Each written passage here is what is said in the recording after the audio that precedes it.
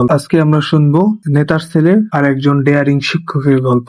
শুরুতে আমরা দেখি একটা ছেলে ঘুম থেকে উঠে নিজের মৃত্যু কামনা করে। দেখি সে রাস্তায় দাঁড়িয়ে মনে মনে বলে যাতে নিজের গ্রাজুয়েশন কমপ্লিট হয়ে যায় 2 বছরের মধ্যে। সে বলে, আমার মৃত্যুকে আমি ভয় পাই না, ভয় পাই নরকের মতো স্কুলকে।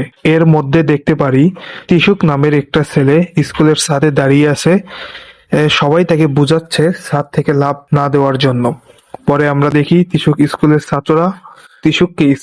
ছাত্ররা র্যাগিং করে এবং স্টুডেন্ট আমরা দেখি তিশুককে স্কুলের ছাত্ররা র্যাগিং করে এবং অনেক মারধর করে এবং ওইসব ছাত্ররা একটা শিক্ষকের সাথেও খারাপ আচরণ করে। এটা দেখে তিশু প্রতিবাদ করতে গেলে তাকে অনেক মারে, অনেক র্যাগিং করে, বুলিং করে, বিভিন্ন ক্লাসে নিয়ে তাকে হয়রানি করে। এসব কল্পনা করতে করতে তিশুক ছাদ থেকে লাফ দেয়।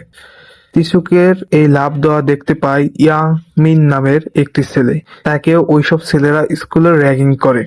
ইয়াংমিন দেখে তিশুকে লাফ দেওয়া রক্ত তার পায়ের কাছে এসে পড়ে। এরপর তারা ইয়াংমিনকে র্যাগিং করা শুরু করে। ইয়াংমিন কে তিশুকের কথা বলে র্যাগিং করে যে তিশুক নেই, এখন ওকেই আমরা এসব কাজ করাবো। এসব সহ্য করতে না পেরে ইয়াংমিন ছাদে উঠে, কিন্তু সে ছাদ থেকে লাফ দিতে পারে না ভয়ে, তাই কান্না করে দেয়। পরের দিন আবার আমরা স্কুলে দেখি ইয়াংমিনকে র্যাগিং শুরু করেছে ওইসব ছেলেদের মধ্যে একজন এবং তাকে বলে, আমাকে মার, আমি চোখ বন্ধ করছি, এখন আমাকে মার। কিন্তু ইয়াংমিন মারতে পারে না। হঠাৎ আমরা দেখি চোখ বন্ধ অবস্থায় তাকে কেউ একজন জোরে একটা থাপ্পড় দেয়। সে চোখ মেলে দেখে ইয়াংমিন মারেনি, মেরেছে অন্য কেউ। সে তার পরিচয় জানতে চাইলে বলে, আমি তোমাদের নতুন শিক্ষক। এটা শোনার পরও ওইসব দুষ্ট ছেলেরা ওই শিক্ষকের উপরে হামলা করতে যায়।